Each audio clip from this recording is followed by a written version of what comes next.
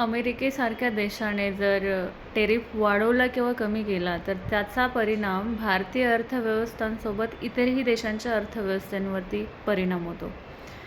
तसंच आपण पाहतो की जर अमेरिकेच्या फेडरल बँकने इंटरेस्ट रेट वाढवले किंवा कमी केले तर त्याचाही आंतरराष्ट्रीय स्तरावरती जी गुंतवणूक होते ती FDIच्या माध्यमातून असू द्या किंवा FIIच्या माध्यमातून असू द्या, तर त्या गुंतवणुकीवरती सुद्धा परिणाम होताना दिसतो. मग हे का होतं? याला एंटायरली भारतीय अर्थव्यवस्था ही जबाबदार आहे की भारतीय अर्थव्यवस्थेची इतर देशांवरती असलेलं अवलंबित्व जबाबदार आहे? तर हे आज आपण पाहणं गरजेचं आहे आणि त्यासाठी आपल्याला हिस्ट्री जाणून घेणं गरजेचे आहे आणि ते म्हणजे कोल्ड वॉर हिस्ट्री. आता लक्षात घ्या, कोल्ड वॉर किंवा त्याला आपण शीतयुद्ध म्हणतो, तर हे काही युद्ध होतं का? म्हणजे जसं फर्स्ट वर्ल्ड वॉर, पहिलं युद्ध महायुद्ध किंवा सेकंड वर्ल्ड वॉर ज्या पद्धतीने आपण बघतो, तर त्या पद्धतीचं युद्ध होतं का हे? तर नाही. लक्षात घ्या, तर हा आयडियोलॉजिकल वॉर होता किंवा आपण म्हणू शकतो की वैचारिक विवाद होता. तर तो वैचारिक विवाद दोन अर्थव्यवस्थांमध्ये होता आणि आपल्याला पाहायला मिळतं की भारताचा जो पोस्ट इंडिपेंडन्स एरा आहे, तर त्या पोस्ट इंडिपेंडन्स एरामध्ये या शीतयुद्धाची सुरुवात होताना दिसते आणि ती दोन महासत्तांमध्ये आपल्याला पाहायला मिळतं. तर त्या दोन महासत्ता कोण होत्या? तर एकीकडे होतं अमेरिका आणि दुसरीकडे होतं रशिया. आता जर तुम्ही अमेरिका पाहिलं तर अमेरिका भांडवलशाही अर्थव्यवस्थेचा स्वीकार करताना दिसतं किंवा भांडवलशाहीची जी वैचारिकता आहे तर त्याला सपोर्ट करताना दिसतं. आणि जर तुम्ही रशिया पाहिलं तर ते कम्युनिस्ट विचारधारेला प्रोत्साहन देताना किंवा सपोर्ट करताना पाहायला मिळतं. आता लक्षात घ्या, सर्वात पहिलं आपण भांडवलशाही जी विचारधारा आहे तर त्याविषयी आपण डिटेलमध्ये जाणून घेऊयात. तर त्यासाठी आपल्याला त्याची हिस्ट्री किंवा त्याची सुरुवात कुठून झाली हे पाहणं गरजेचं आहे. Father of modern economics Adam Smith, तर ते आपल्या वेल्थ ऑफ नेशन या पुस्तकामध्ये 3 थिअरीज मांडतात आणि त्यातली सर्वात पहिली आणि महत्त्वाची थिअरी आहे that is laces fair. Laces fair म्हणजे काय? त्याच्यामध्ये काय म्हणतात ते की मार्केट चालवणं किंवा बिझनेस करणं हे शासनाचं काम नाही आहे. तर तुम्ही बिझनेस किंवा मार्केट जे आहे ते तुम्ही बाजार किंवा मार्केट जे आहे त्याच्या हातात सोडा. शासनाने त्याच्यात इंटरफरन्स करू नये. म्हणजे थोडक्यात अमेरिका काय आहे की प्रॉपर्टी राईटला सपोर्ट करतं आणि त्यांच्या कॉन्स्टिट्यूशनमध्ये तसं मेन्शन पण आहे. म्हणजे थोडक्यात आपण काय म्हणू शकतो, ॲडम स्मिथने काय सांगितलं की शासनाने स्वतःच्या हातामध्ये रिसोर्सेस ठेवू नये, संसाधनं स्वतःच्या हातामध्ये ठेवू नये. मग ते कोणाच्या हातात द्यावी? तर इंडिव्हिज्युअल व्यक्तीच्या हातात द्यावी, प्रायव्हेटला त्याची ओनरशिप द्यावी. आता याच विचारधारेला सपोर्ट करता अमेरिकेची जी काही अर्थव्यवस्था होती तर याच विचारधारेवरती आधारित लक्षात घ्या पुढे चाललेली. मात्र या आयडियोलॉजीनुसार जात असताना अमेरिकेसारखी अर्थव्यवस्था 1929मध्ये ग्रेट डिप्रेशनला फेस करते. आता हे डिप्रेशन काय असतं? म्हणजे जे माणसाला डिप्रेशन येतं, सायकोलॉजिकल डिप्रेशन, तर ते डिप्रेशन नाही आहे. सायकोलॉजिकल डिप्रेशन काय असतं बरं? आपण जे मानव फेस करतो, जे आपले एक्सपेक्टेशन असतात. लक्षात घ्या, एक्सपेक्टेशन आणि रियालिटी याच्यामध्ये डिफरन्सेस आले की माणूस लक्षात घ्या डिप्रेशन फेस करतो. मात्र इकॉनॉमीमध्ये जे डिप्रेशन फेस करतं ते वेगळं लक्षात घ्या. इकॉनॉमिक डिप्रेशन काय असतं? जर तुमची अर्थव्यवस्था 5 ते 10 वर्षामध्ये निगेटिव्ह ग्रोथ रेटमध्ये चालली गेली तर इकॉनॉमिक डिप्रेशन येतं आणि या डिप्रेशनची इनिशियल स्टेज असते दॅट इज रिसेशन. आता हे रिसेशन म्हणजे काय? जर तुमची इकॉनॉमी 2 कन्झिक्युटिव्ह क्वार्टर्ससाठी निगेटिव्ह ग्रोथ रेटमध्ये चालली गेली तर त्याला आपण रिसेशन म्हणतो. आणि हे रिसेशन कधी कधी पाहायला मिळालेलं 2008चं जे सब प्राईम क्रायसिस झालेलं त्यावेळेस आणि कोविड-19चा जो पिरियड होता त्यावेळी लक्षात घ्या 2 वेळा आपण रिसेशन फेस केलेलं आहे. भारताची अर्थव्यवस्था मायनसमध्ये चालली गेलेली कोविडच्या काळामध्ये लक्षात घ्या. आणि त्याच्यानंतरच आपण जी काही रिकव्हरी केली लक्षात घ्या ती व्ही शेप रिकव्हरी होती. म्हणजे रिसेशनमध्ये गेलो आपण, फार कमी काळासाठी रिसेशनमध्ये राहिलो आणि लगेच आपली इकॉनॉमी बूम केली. ठीक, हे एक बिझनेस सायकल असते लक्षात घ्या, ते आपण पुढे समजून घेणारच आहोत. पण लक्षात घ्या, जेव्हा ॲडम स्मिथच्या आयडिओलॉजीनुसार अमेरिकेसारखी अर्थव्यवस्था चालत असते तेव्हा त्यांना ग्रेट डिप्रेशन फेस करावं लागतं. आणि म्हणूनच ॲडम स्मिथने जे काही सांगितलेलं त्याच्यावरती आता प्रश्न उभा राहिला की खरंच आपण सर्वच्या सर्व गोष्टी मार्केटच्या हातामध्ये दिल्या पाहिजेत का? सर्वच रिसोर्सेसची ओनरशिप मार्केटच्या हातामध्ये दिली पाहिजे का? याच्यावरती प्रश्न उभा राहिला. अमेरिकेसारख्या देशाला या गोष्टींवरती विचार करावा लागला, जे मार्केट इकॉनॉमीला सपोर्ट करत होते. आणि त्यातूनच लक्षात घ्या, जॉन मेनियार्ड केन्स पुढे येतात, ज्यांनी मॅक्रो इकॉनॉमिक्सची कॉन्सेप्ट दिलेली आहे. जॉन मेनियार्ड केन्स काय म्हणतात की तुम्ही पूर्णच्या पूर्ण मार्केटच्या हातामध्ये सोडू नका. लक्षात घ्या, तर तिथे काही प्रमाणात गव्हर्मेंटचा सुद्धा इंटरफरन्स असला पाहिजे. म्हणजेच थोडक्यात काय, मिक्स्ड अर्थव्यवस्थेला ते सपोर्ट करतात, मिक्स्ड इकॉनॉमीला सपोर्ट करतात, मिश्र अर्थव्यवस्थेला सपोर्ट करतात. आता ही मिश्र अर्थव्यवस्थेची वैशिष्ट्य काय आहेत, कशा पद्धतीने काम करते, हे आपण पुढे बघणारच आहे. म्हणजे तर लक्षात घ्या, economy is a dismal science. आपण सायन्समध्ये गोष्टी प्रेडिक्ट करतो. म्हणजे जर तुम्हाला विचारलं की सॉल्ट कशा पद्धतीने बनतं, तर त्याचा केमिकल फॉर्म्युला काय, सोडियम आणि क्लोराईड मिक्स केलं तर NaCl म्हणजे सॉल्ट मिळेल तुम्हाला, बरोबर.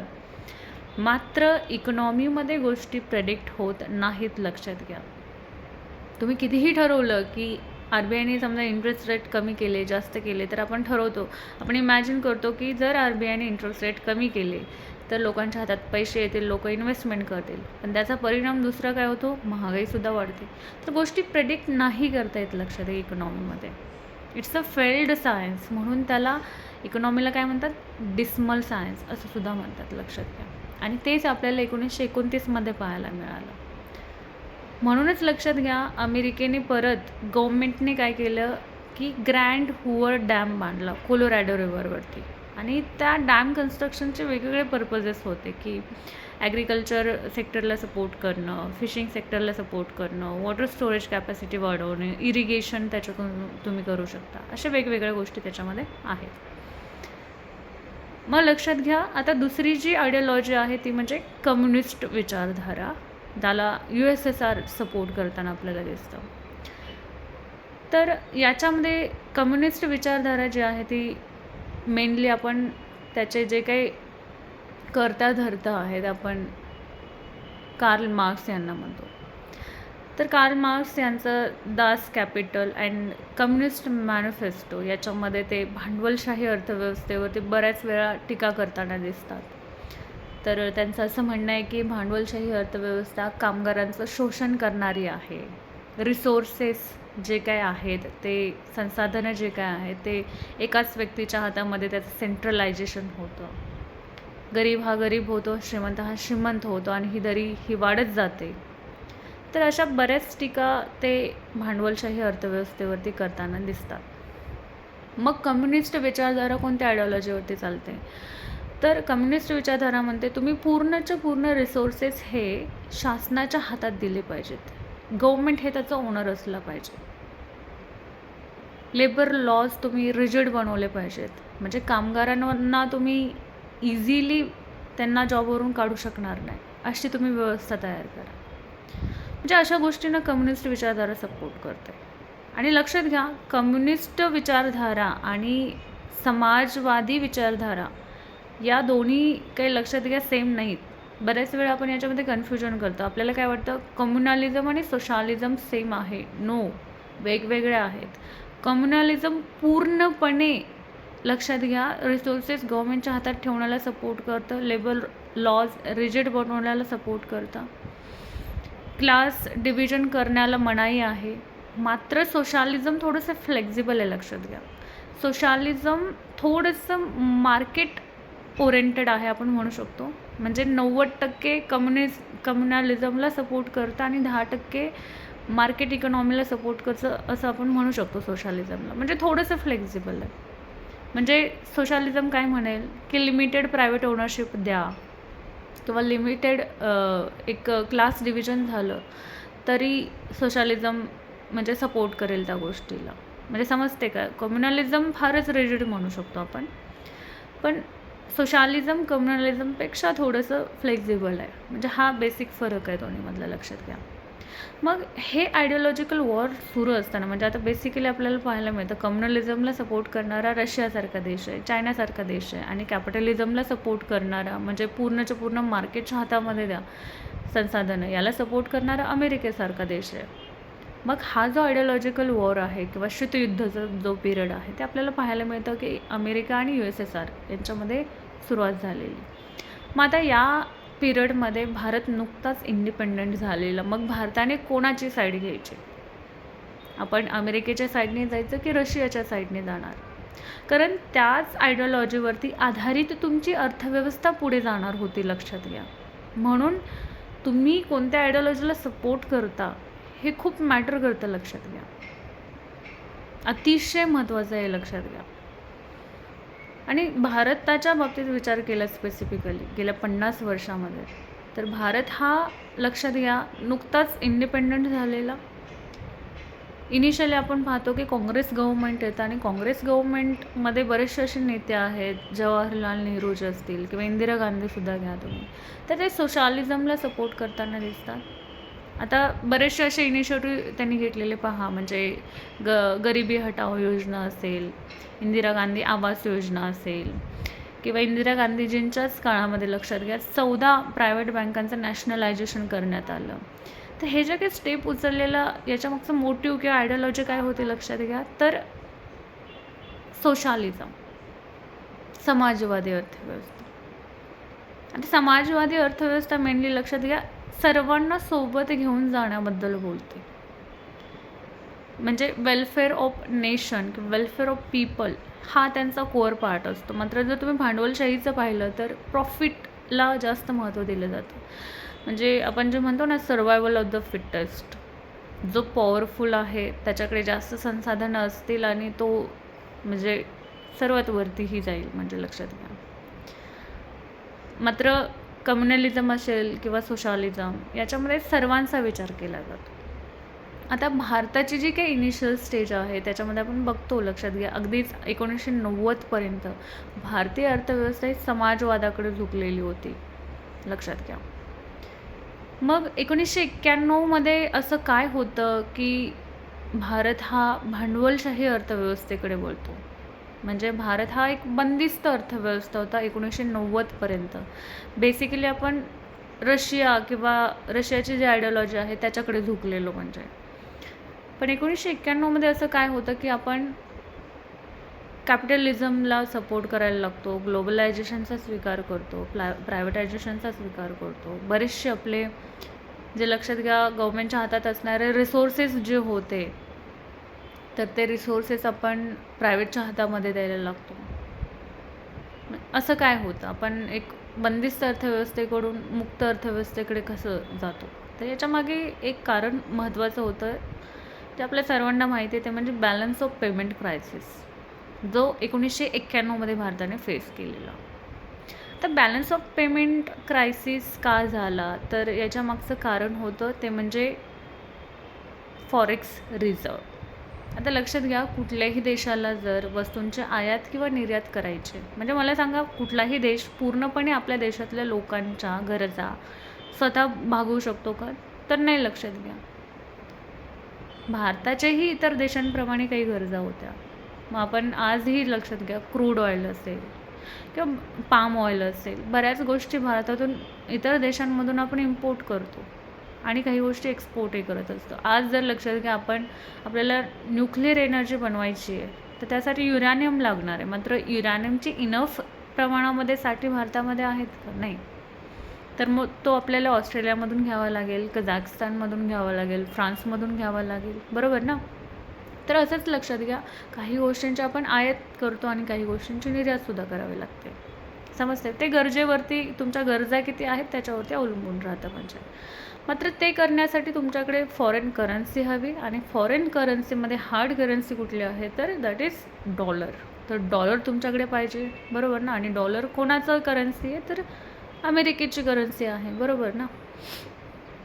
तर लक्षात घ्या 1991मध्ये भारतावरती अशी वाईट अवस्था आलेली की आपण फक्त 2 आठवड्याचं साहित्य किंवा गोष्टी आयात करू शकू इतकाच फॉरेक्स रिझर्व किंवा फॉरेन रिझर्व आपल्याकडे राहिलेला.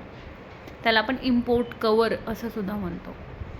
तर मग आता काय करणार, तर भारत IMF आणि वर्ल्ड बँककडे जातो. आणि IMF आणि वर्ल्ड बँक यांचं तुम्ही हेडक्वार्टर्स पाहिलं तर कुठे आहे, वॉशिंग्टन DC. आणि तिथूनच जर अमेरिकेची फायनान्स मिनिस्ट्री काम करत असेल, तुम्ही समजू शकता की ह्या ज्या काही इंटरनॅशनल ऑर्गनायझेशन आहे त्यांच्यावरती प्रभाव कोणाचा असेल. म्हणजे तुमच्या लक्षातच आलं असेल की कोणाचा प्रभाव. ठीक आहे, मग भारत कर्ज मागायला जातं. तर मग अशा वेळेस ह्या ज्या काही इंटरनॅशनल ऑर्गनायझेशन आहे IMF स्पेशली, तर IMF काय म्हणतं की आमच्या काही कंडिशन आहेत, आम्ही तुम्हाला कर्ज देऊ, मात्र आमच्या काही कंडिशन आहेत त्या तुम्हाला पूर्ण कराव्या लागतील. आणि तिथूनच सुरुवात होते भारतामध्ये प्रायव्हेटायझेशन, ग्लोबलायझेशन आणि लिबरलायझेशन. भारताला 130% टेरिफ होते, लक्षात घ्या. टेरिफ म्हणजे काय, जर इतर देशातून भारतामध्ये वस्तू आयात होत असेल तर त्याच्यावरती टॅक्सेसच इतके लावले जायचे की ती वस्तू भारतामध्ये येईपर्यंत महाग व्हायची. आणि त्यामुळे भारतात जर ती वस्तू इम्पोर्टेड वस्तू महाग असेल तर लोक कोणती वस्तू खरेदी करतील, तर भारतामध्ये कमी किंवा स्वस्त दरामध्ये असणारी वस्तू खरेदी करतील. इतर देशांची का खरेदी करतील बरं, नाही करणार. ठीक आहे. पण 1991 नंतर हे चित्र जे होतं, ही परिस्थिती बदलली, लक्षात घ्या. भारताला टेरिफ कमी करायला लावले, इम्पोर्ट टेरिफ कमी करायला लावले. त्यामुळे बाहेरच्या देशांमधल्या वस्तू या स्वस्त दरामध्ये भारतात विकल्या जाऊ लागल्या. आणि इथले जे डोमेस्टिक मार्केट आहे तर तिथे कॉम्पिटिशन तयार झाली, स्पर्धा तयार झाली. आता याचे फायदेही झाले आणि तोटे झाले. लक्षात घ्या, हे जे काही उदारीकरणाचा आपण स्वीकार केला त्याचे आपण जर पाहिलं फायद्यांच्या बाबतीत विचार केला तर भारताची गेल्या 25 वर्षामध्ये जितकी वाढ झालेली, विकास झालेला आहे भारताचा, तेवढा गेल्या 50 वर्षामध्ये नव्हता झाला, लक्षात घ्या. म्हणजे इंडिपेंडन्स आधी आणि नंतर पोस्ट इंडिपेंडन्स एरा जरी तुम्ही भारताचा पाहिला विकासाच्या बाबतीमध्ये, तर जो विकास आपण गेल्या 25 वर्षामध्ये केलेला आहे, 25-30 वर्षामध्ये केलेला आहे, रॅपिड ग्रोथ, तर तेवढा विकास आपल्याला गेल्या 50-60 वर्षामध्ये पाहायला नाही मिळत. याचं श्रेय नक्कीच आपण भांडवलशाही अर्थव्यवस्थेला देऊ शकतो. मात्र त्याचे काही नकारात्मक परिणामसुद्धा आहेत. म्हणजे आज जे आपण विषमता बघत आहोत, गरीब हा गरीब राहिलेला आहे, श्रीमंत हा श्रीमंत होत चाललेला आहे. काही 1% लोकांच्या हातामध्येच 50% रिसोर्सेस हे त्याचं संघटित झालेले आहेत, सेंट्रलायझेशन झालेलं आहे त्याचं. पॉवर्टी वाढलेली आहे, अनएम्प्लॉयमेंट वाढलेलं आहे. आणि इतर देशांवरती लक्षात घ्या, भारतासारख्या देशाचे इतकं अवलंबित्व वाढलेलं आहे की आज जर लक्षात घ्या अमेरिकेच्या फेडरल बँकला शिंक आली तर भारतासारख्या देशांमध्ये सर्दी येऊ शकते, अशी परिस्थिती आहे. म्हणजे आज जर अमेरिका आणि चायना यांनी युद्ध जरी करायचं ठरवलं तर ते करू शकत नाही. का? कारण चायनाच्या बरेच वस्तू, चायनामध्ये तयार झालेल्या बरेच वस्तू या तिथे विकल्या जातात, म्हणजे त्याची निर्यात केली जाते. तर हे जे काही इकॉनॉमिक डिपेंडन्सी आहे ती लक्षात घ्या ग्लोबलायझेशनमुळे वाढलेली आहे. आता हे असं करण्यामागचं कारण काय होतं, म्हणजे अमेरिकेसारख्या अर्थव्यवस्थेला असं का वाटलं की आपण या कंडिशन ठेवाव्यात? तर त्यावेळेस जर तुम्ही चित्र पाहिलं, कंडिशन पाहिले 1991च्या काळामधले, तर आपल्याला पाहायला मिळतं की अमेरिकेसारख्या देशांमध्ये वस्तू आणि सेवांची उत्पादन हे जास्त केलं जायचं. मग त्यांना कोणीतरी मार्केट हवं आहे, कोणीतरी बाजार हवं आहे जिथे विकले जावेत त्यांच्या वस्तू आणि सेवा. तर त्यांनी टार्गेट केलं असे देश ज्यांच्यामध्ये जिथे इंडस्ट्री आणि सर्व्हिस सेक्टर ह्याची ग्रोथच झालेली नाही आहे, मग त्या देशांना तुम्ही इझिली ॲज अ मार्केट म्हणून टार्गेट करू शकत होता किंवा ग्राहक म्हणून टार्गेट करू शकत होता. तर त्यांनी आशियामधल्या बऱ्याच देशांना म्हणजे तसं टार्गेट केलेलं आपल्याला पाहायला मिळतं. पण आज परिस्थिती उलटली आहे, लक्षात घ्या. अपोजिट सिच्युएशन क्रिएट झालेलं आहे. एकेकाळी जे देश म्हणत होते की तुम्ही टेरिफ कमी करा, आमच्या वस्तू, त्यांचा मोटिव्ह काय होता, त्यांच्या वस्तू ह्या भारतासारख्या देशात विकल्या जाव्यात, त्यांची इन्व्हेस्टमेंट भारतासारख्या देशात गुंतवणूक केली जावी आणि एक इकॉनॉमिक डिपेंडन्सी वाढेल. पण आज लक्षात घ्या, अमेरिकेसारखेच देश टेरिफ वाढवतात. विरुद्ध कंडिशन झालेली आहे. आज तेच स्वतःची इकॉनॉमी, अर्थव्यवस्था प्रोटेक्ट करण्यासाठी ग्लोबलायझेशनकडून डेग्लोबलायझेशनकडे चाललेले आहेत. म्हणजे अँटी ग्लोबलायझेशन चाललेले आहेत असं आपण म्हणू शकतो. लक्षात घ्या. का? कारण लक्षात घ्या, चायनासारखे, भारतासारखे देश हे थ्रेट होत आहेत, म्हणजे एक थ्रेट क्रिएट करत आहेत. हे कुठेतरी लक्षात त्यांच्याच आलेलं आहे. म्हणजे आपल्याला पाहायला मिळेल की ट्रम्प असतील किंवा काय, प्रोटेक्शनिझमकडे चाललेले आहेत, संरक्षणवादाकडे चाललेले आहेत. त्यांना स्वतःची इकॉनॉमी प्रोटेक्ट करायची आणि परत अगेन आत्मनिर्भर होण्याकडे वळत आहेत. भारतही हेच करत आहे, लक्षात घ्या. एक मेडिसिनल कॉन्टेंट होतं जे कोविडच्या काळामध्ये भारताला त्याची गरज होती आणि ते आपण चायनाकडून इम्पोर्ट करायचं, लक्षात घ्या. मात्र चायनाने ते देण्यास मनाई केली. म्हणजे तर भारताच्या लक्षात आलं की आपण एंटायरली कुठल्या इकॉनॉमीवर डिपेंड राहू शकतो का, लक्षात घ्या. तर नाही. तर भारताने त्याच्यानंतर लक्षात घ्या आत्मनिर्भरतेचा जो प्रोग्राम आहे त्याच्यावरती फोकस केला. म्हणजे आणि बऱ्याच सेक्टरमध्ये भारत आता इंडिपेंडंट होण्याचा विचार करत आहे, म्हणजे आत्मनिर्भर होण्याचा प्रयत्न करत आहे आणि कमीत कमी गरजांसाठी इतर देशांवर अवलंबून राहणं याच्यावरती फोकस करत आहे, लक्षात घ्या. कारण लक्षात घ्या, याच्या आधीही आपण डिस्कस केलेलं आहे, जितकं जास्त अवलंबित्व तेवढं जास्त तुमची देशाची सॉवर्निटी आणि इंडिपेंडन्स हे धोक्यात येतं, लक्षात घ्या. आणि आता बऱ्याच देशांच्या हे लक्षात कुठेतरी आलेलं आहे. म्हणूनच मुक्त अर्थव्यवस्थेकडून आता बंदिस्त अर्थव्यवस्थेकडे बरेचसे देश वळत आहेत. का? कारण तुमची डिपेंडन्सी किती आहे, तुमच्या गरजांना घेऊन डिपेंडन्सी किती आहे, त्याच्यावरती इंडिपेंडन्स पण ठरतं आणि तुमची फॉरेन पॉलिसी पण ठरते. कारण लक्षात घ्या, एखाद्या देशावरती जर तुम्ही डिपेंड असाल तर तुमची फॉरेन पॉलिसीसुद्धा इंडिपेंडन्स नाही राहत, लक्षात घ्या. तुम्ही जर इंडिपेंडंटली काही डिसिजन घ्यायचं ठरवलं तर ते इंडिपेंडंट डिसिजन राहत नाही, लक्षात घ्या. तुम्हाला त्या देशाच्या फेवरनुसार, जरी तो देश चुकीचा असेल तरी तुम्हाला त्याच देशाच्या फेवरनुसार तुम्हाला काम करावं लागतं. तर हे तुम्हाला तुमची डिप्लोमेसी जी आहे ती इंडिपेंडंट ठेवायची असेल तर तुम्हाला आत्मनिर्भर होणं हे जास्त गरजेचं आहे. म्हणजे कमीत कमी आत्मनिर्भर म्हणजे पूर्णपणेच तुम्ही इतर देशांशी संबंध तोडणं किंवा एक कोरिलेशन न ठेवणं असं होत नाही.